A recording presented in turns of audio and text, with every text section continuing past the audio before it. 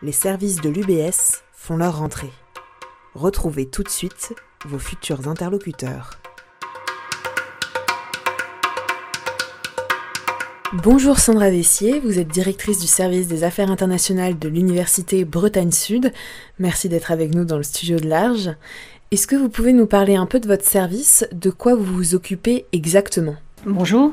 Alors le service des affaires internationales de l'Université Bretagne Sud est un service transversal au service des étudiants et des enseignants-chercheurs de l'UBS. Et sa mission principale est la mise en œuvre de la politique internationale définie par la présidente et son équipe, et en particulier la vice-présidente chargée des relations internationales.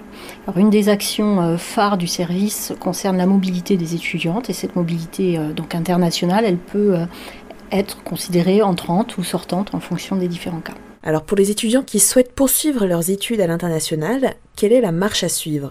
Alors l'équipe du service qui est présente à la fois sur les campus de Lorient et de Vannes est à la disposition 5 jours par semaine pour accompagner les étudiants dans leur projet de mobilité internationale.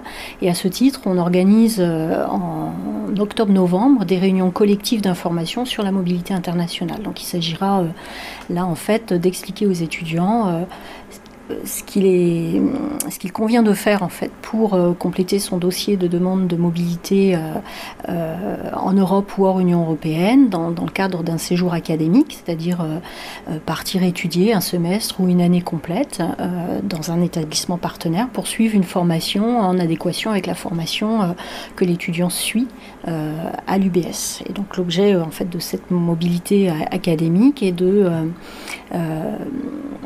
suivre un parcours légèrement différent qui permet d'obtenir des notes, et ces notes sont validées dans le cursus de l'étudiant. Actuellement, on est dans un climat sanitaire un peu particulier. Est-ce que vos programmes de mobilité ont dû être changés ? Alors, on n'a pas interrompu les mobilités. Dans certains cas, on a dû reprogrammer les mobilités du premier semestre au deuxième semestre. Non pas parce que les frontières sont fermées, elles sont désormais ouvertes, mais parce que certains de nos partenaires, notamment nos partenaires canadiens et de Grande-Bretagne, d'Irlande et de certaines universités de Scandinavie, n'accueilleront pas et ne feront pas partir d'étudiants au premier semestre. Donc on a reprogrammé les mobilités au deuxième semestre de manière à maintenir, dans la mesure du possible, les mobilités prévues. Vous avez également les étudiants qui viennent de l'étranger qui vont faire leur rentrée cette année. Est-ce que vous pouvez nous en dire un peu plus sur cette organisation ? Alors tout à fait. Nous devrions accueillir 105 étudiants à la rentrée prochaine, donc des étudiants qui sont considérés comme des primo-entrants internationaux.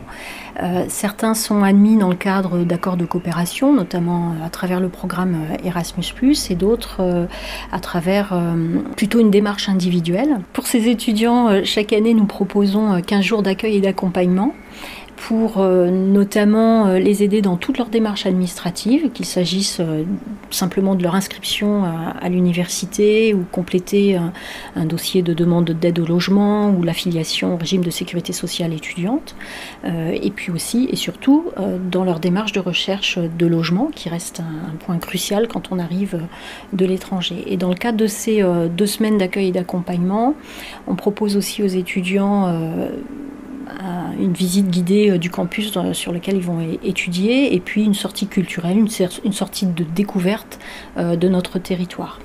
On propose également aux étudiants internationaux de s'inscrire à notre programme de parrainage culturel et linguistique que nous avons baptisé Tandem.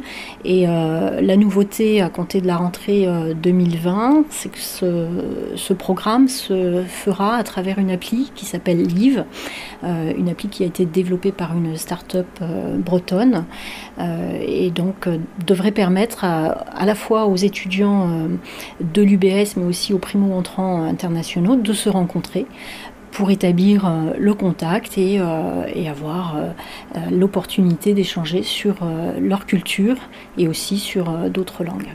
Donc les journées d'accueil et d'accompagnement se dérouleront du 1er septembre au 15 septembre, en sachant que cette année, la rentrée va être un peu particulière et on est susceptible d'accueillir des étudiants un peu plus tard parce qu'il va y avoir un peu un peu de retard en fait dans les arrivées. Alors c'est une conséquence de l'épidémie de Covid, mais on restera donc à la disposition des étudiants qui arriveraient un petit peu au fil de l'eau courant septembre. Merci à vous Sandra Vessier, directrice du service des affaires internationales de l'Université Bretagne Sud.